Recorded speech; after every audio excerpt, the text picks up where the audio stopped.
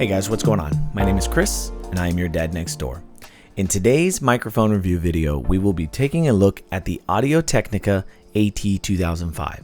This will be a complete review video over this dynamic microphone. Audio-Technica has a great reputation for making some amazing microphones, and this is one of their entry-level mics that you've seen, or I've seen come pretty frequently in podcasting and things like that. And the main benefit to this microphone over an AT2020 or something along that lines is that it's a great microphone to grow into.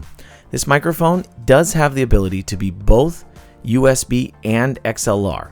So in today's review, we'll be testing out both the USB and the XLR functions and seeing exactly how they sound and what you can get out of this. For some technical information on the microphone, you are looking at a 50 Hz to 15 kHz range and a cardioid polar pattern. For those that are new to the channel, cardioid polar patterns are when you are speaking directly into the capsule of the microphone, in this case the top, and it has rejection as you go around the sides or the back of the microphone, which makes them great for live production where you're trying to reject additional noise within the room. As far as weight is concerned and build quality, this microphone is all metal. It feels nice, it feels sleek. It's got a decent amount of weight to it. I wanted to put it on my little stand here to see exactly what the, we're looking at 270 grams. So it comes in just a lighter than our Samson Q2U, but still got some substantial weight to it. It's not enough that's gonna make your lighter mic stands bend or bow, but it's enough that, you know, it feels nice even if you're trying to hold it in your hand, and it just feels like it's well built. So now we're going to go ahead and get ready to put this thing on its own stand. We'll hook it up and we'll see how it sounds, because that's the important part of a microphone, right?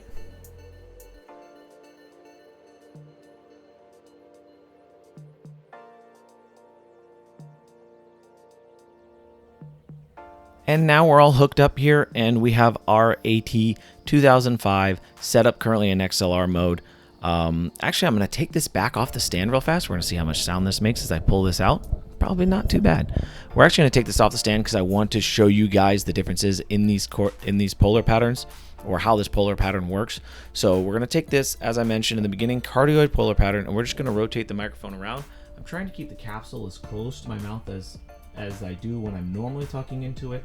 That way you're not getting a difference in distance from the microphone, but you know, you just want to have the ability to kind of tell exactly how the rejection in this microphone works. And you should see that a lot of my audio quality rolls off as I'm talking there. There is also additionally an on and off switch on the microphone, and I don't know if you saw in my speed up there, I was actually trying to do a test to make sure I had the levels correct, and I forgot to turn the microphone on. So the on-off switch does impact both the XLR and the USB versions of this.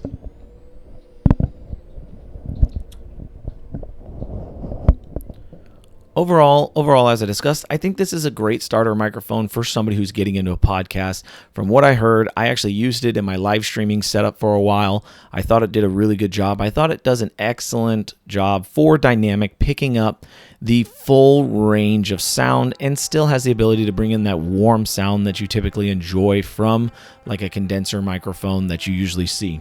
For plosives tests, and I'm going to be a little aggressive on some of my speech here, P's and B's and D's and S's for plosive tests there.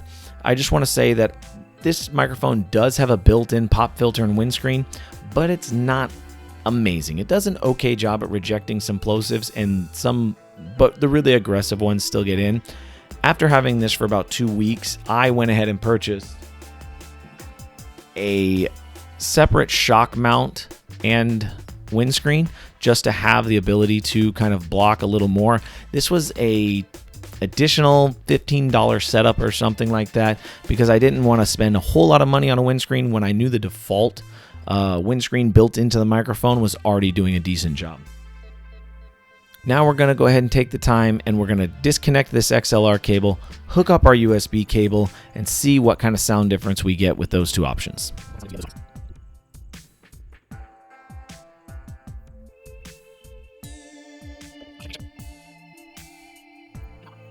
And now our USB is connected and configured. It's pretty simple here to set up USB in this in my OBS suite. Inside of Windows properties, it comes with its own named sound card. So the name of the sound, or the name of the sound device, is AT2005.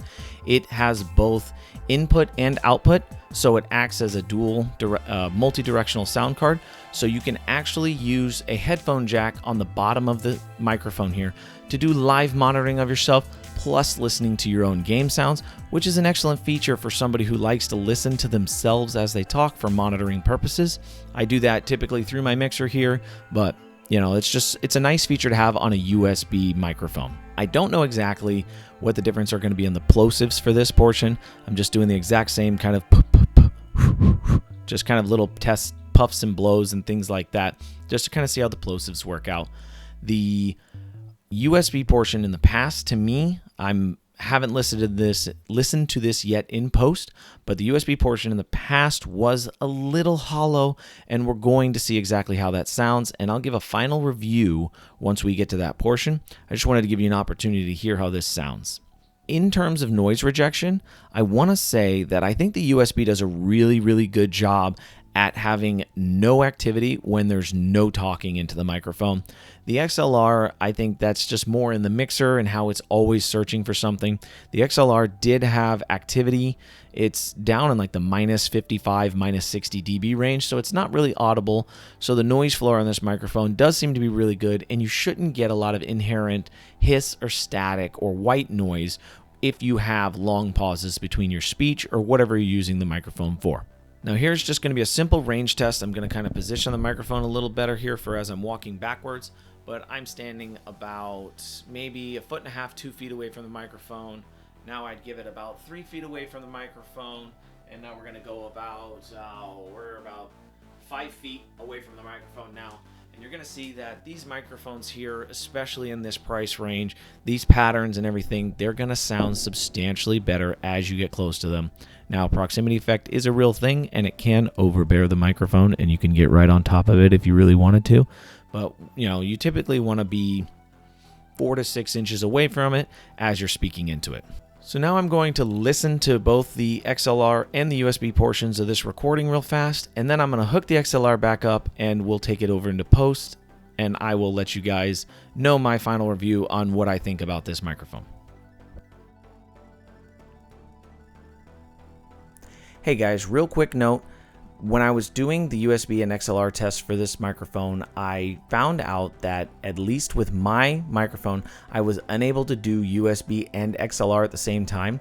I originally had intention to do that, and for some reason, it was giving me feedback through the if I had the USB hooked up, it was giving me feedback through the XLR port and causing noise inside of the mixer. So there was some kind of either a ground fault or a ground loop issue inside of the microphone and the way they have that wired up. So at least in my case, I was not able to do a side-by-side comparison of both the USB and XLR together. That's why they're on 2 separate tracks there, 2 separate recordings. So just as a comment there, if you're intending to do dual output with this microphone, you may run into an issue. For that, the Samsung Q2U was a much better choice, or worked flawlessly when I tried to do that in my previous review of it. So just wanted to confirm. Back to the video. So I just got done listening to the pre-recordings there, and you can definitely hear a slight difference. I don't necessarily say it's in the vocal quality, it's in the vocal tone, I want to say. The USB portion just doesn't have the warmth and the same depth that the XLR portion does. So I would say that 50, what did we say? It was 50 to 15,000 hertz in XLR mode. I would say you probably see a quicker roll off. It may go to 50, but it probably rolls off much quicker, maybe around in the 80 range or something. It just doesn't seem like it has any real oomph to it when you're talking into the USB mode. Other than that, there's not a whole lot left to say about this microphone. Again, in the $80 price range, I think it's a really good starter microphone that a podcaster or a streamer or just a general somebody who's recording content for whatever reason has the ability to get in and get a decent microphone that's an upgrade from either a headset or just a general, cheap $30 USB one. This microphone will set you back When I purchased it, it was around $80, I believe. It was like $79.99 or something along those lines. But that's a great price to get a USB microphone that eventually, when you do purchase your mixer, you don't have to buy a mixer and a microphone at the same time, and it gives you a nice little upgrade path as you're going forward. My name is Chris. I hope you enjoy this review of the Audio-Technica AT2005. I hope that you can get value out of this and make a good decision on what type of microphones you're going to want to use for your content creation, growth, or career.